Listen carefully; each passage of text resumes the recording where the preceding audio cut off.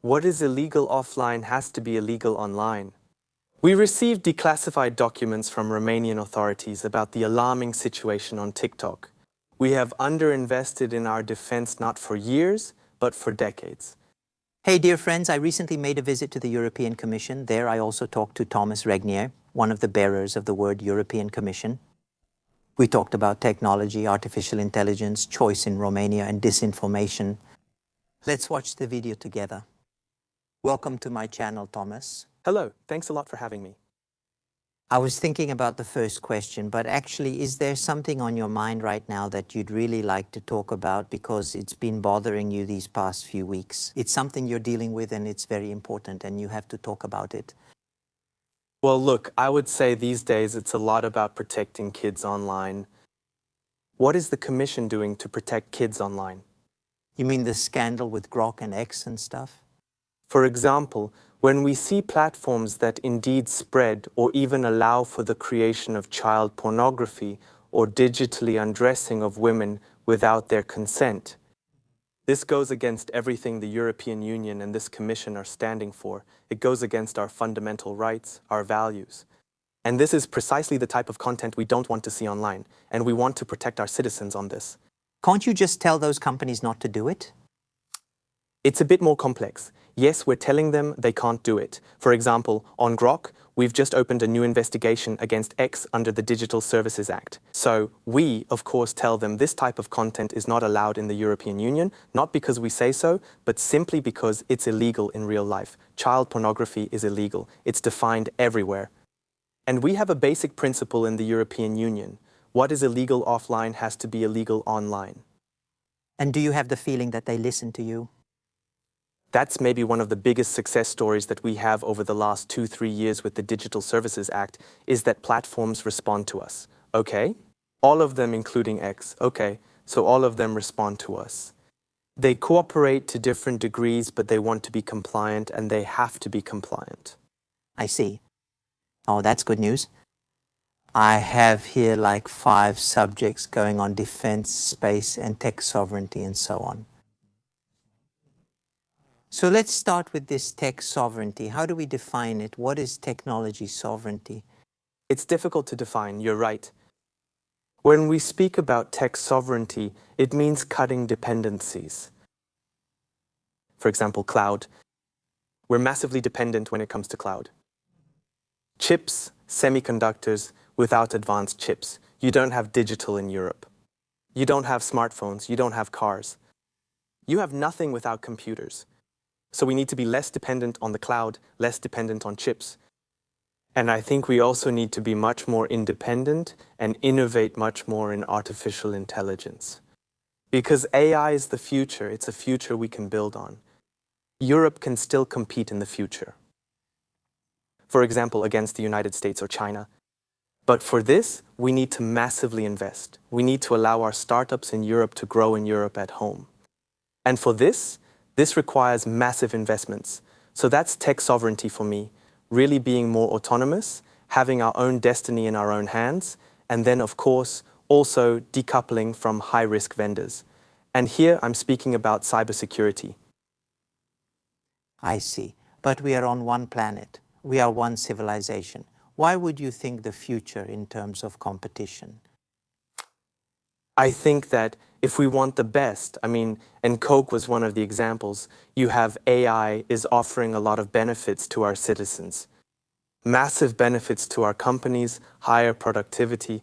It's literally the new technology that will change everything in life. What we're doing, how we are working, how we are interacting. So of course, Europe wants to be a leader in artificial intelligence.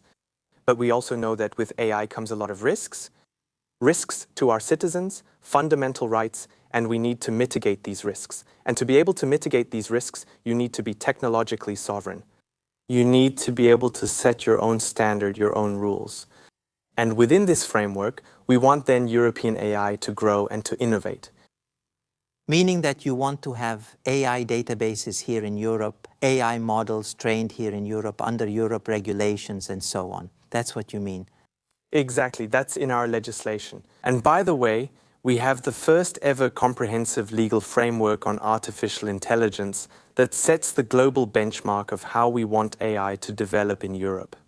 It's actually, if you want, regulating only a couple of high-risk or really prohibited AI systems that we don't want in the European Union. The rest remains unregulated.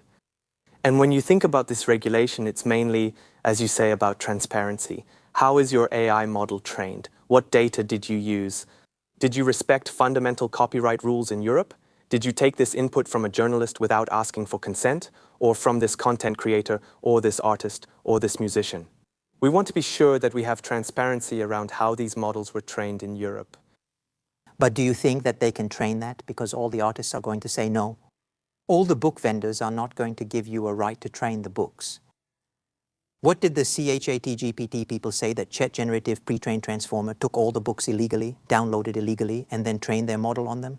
Exactly. That's why we need technological sovereignty. Because we say in Europe, you don't take the content of our citizens, of our artists, of our journalists without their consent. We say what is in the public domain because it's not protected by copyright, you can use it. What is protected by copyright, you need to ask for consent and give a fair remuneration. So this is actually quite a good example to show why our legislation matters and why it's important even in a new technology where we shouldn't be too much regulating. This isn't what we want because it will stifle and block innovation. But these essential criteria, like copyright protection, need to be formalized in a legal text to be sure that we can actually protect our right holders. You made my daughter happy because she's in the art world and she believes in that. That's a good place to live in Europe for your daughter. Exactly. If we move a little bit to space, Europe in space, Americans are going to land on the moon, China is going to follow. Europe? What does Europe do for space? What can you tell me, for example, about Artemis 2? If you know, Artemis 2 is the mission that's going to send men around the moon and come back. Did Europe do something? So Artemis 2 indeed is more of a National Aeronautics and Space Administration project. Europe isn't sending people to the moon. This is for our member states.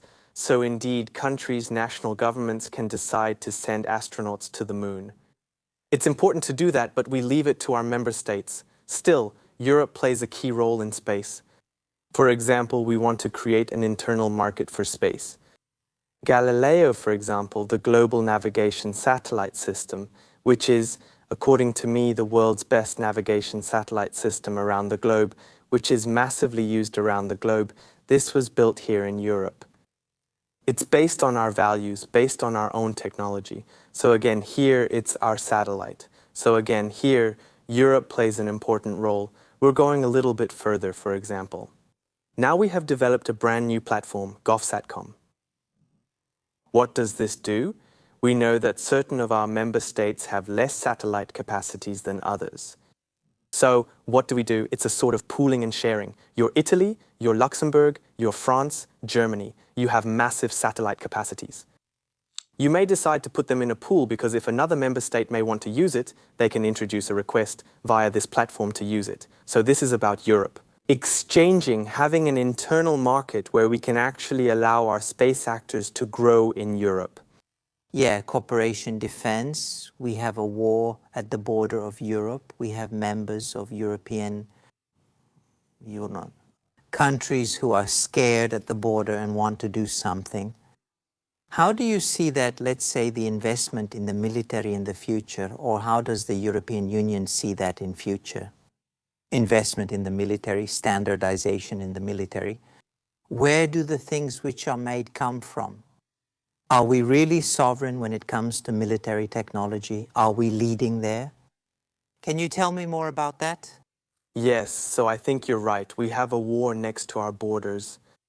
In Ukraine, Russia is waging an unprovoked war against a country that asked for nothing. So this shows this was actually a wake-up call for the European Union and for the European Commission.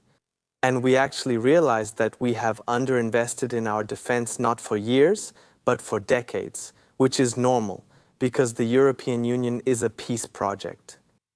We're not meant to fight and we don't want to fight. But we also need to realize that given the geopolitical context around us, given how things are changing, war is breaking out next to our borders. Actually, we need to be ready to defend ourselves, not to go to war, but we need to be ready to defend ourselves in case of need. And this is why the Commission has taken massive steps last year in 2025. We came up with an €800 billion investment package that our member states can use. And this was set in record time.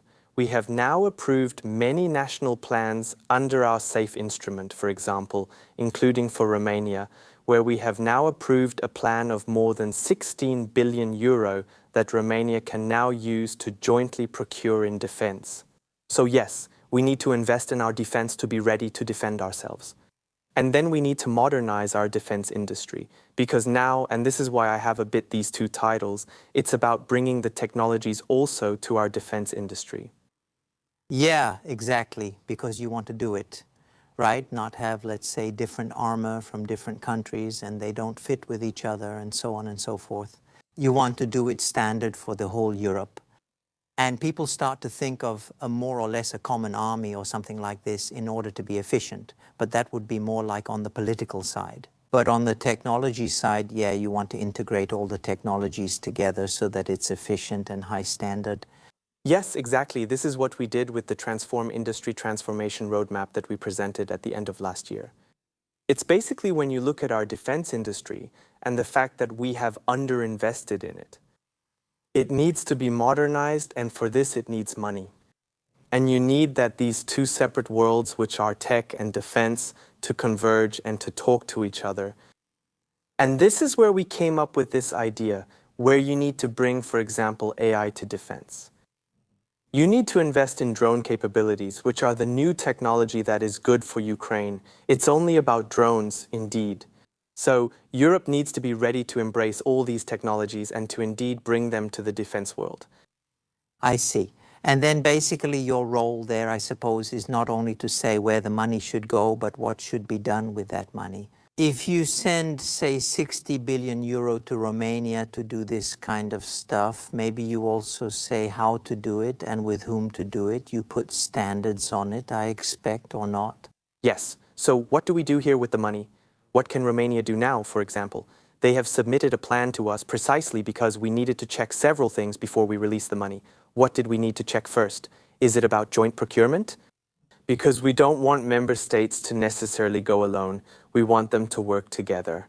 So now Romania can use this money to work with other member states. It needs at least 2 member states. And a third country can be another member state, can be Norway, can be Ukraine, can be Canada, who are associated to our defense program, and then it needs to be a defense project. Indeed, we will not give the money to use it for something that is not defense related. So once these 2 criteria are met, which was the case for Romania, the Commission approved the money. It's now with the Council for approval. Once approved, we'll disperse the initial funds to Romania to start their projects. So in Europe, it's indeed about collaboration, as you rightly said, working together between member states and investing in defense. That's what the money is for. I see. And being on that front, it's not only about war, but it's also about disinformation. And I have to admit, in my opinion, that we suffer in Romania a lot from the disinformation.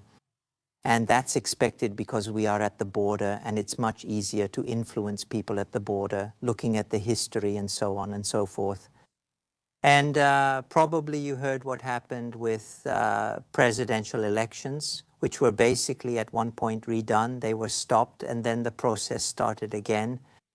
Maybe I'm going to ask you this. Did you investigate? Did you look into it? To what extent was it disinformation? What happened? Does the European Commission have an opinion about what happened? Then we have an opinion on the fact that this information is indeed not new, especially Russian disinformation, especially in the context of elections at the national level. So we know that in the context of elections, our member states are way more subject to Russian disinformation than usual. Although it happens on a daily basis, electoral contexts are extremely sensitive. Now, if you look at it the other way around, who can potentially spread and amplify this information? Online platforms? Yes.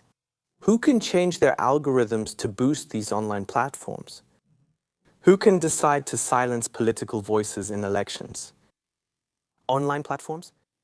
Who can silence journalists? Online platforms, so online platforms. We want them in Europe. It's not that that's not the question, but they can pose a risk to our societies, to our citizens, and to our democracies. So this is precisely the reason why we have our legislation in place to hold them accountable. Because in Europe, it's for citizens to choose whom they want to vote for, and it's not for big tech to manipulate algorithms to influence our voters. So Europe is about transparency and empowerment of users and accountability of online platforms. Now, it's true that, the elections in Romania made a lot of noise. What happened there is that we received declassified documents from the Romanian authorities alarming of the situation on TikTok. Thanks to our legal framework, the Commission has opened an investigation into TikTok. TikTok actually is quite cooperative. It's hard to go into details when the investigation is ongoing, but what I can tell you is that TikTok is very cooperative with us. They have sent quite a bit of proof that they have removed content that was actually being amplified by bots on the platform and which was related to Russian disinformation. So this is precisely what we don't want platforms to amplify, this information. But the Commission doesn't care about illegal individual content, individual posts. I see. So basically what you're saying is that it's related to Romanian elections? And then the steps were taken, and also TikTok, yes, took some steps, but the investigation is ongoing. Yes, and there are some lessons learned, I suppose, also for the future. And some things which I suppose the social platform has to implement in order that such a thing will not happen in the future, exactly. And also in other of our member states. This is why the investigation remains open. So, the investigation against TikTok was triggered by the Romanian elections and the request from the Romanian authorities. But the fact that the investigation remains open forces TikTok to have appropriate measures in place for all upcoming elections in Europe. Thank you very much, unless you want to add something or you covered all the main topics. Thanks for having me. Me with pleasure. Thank you for having me.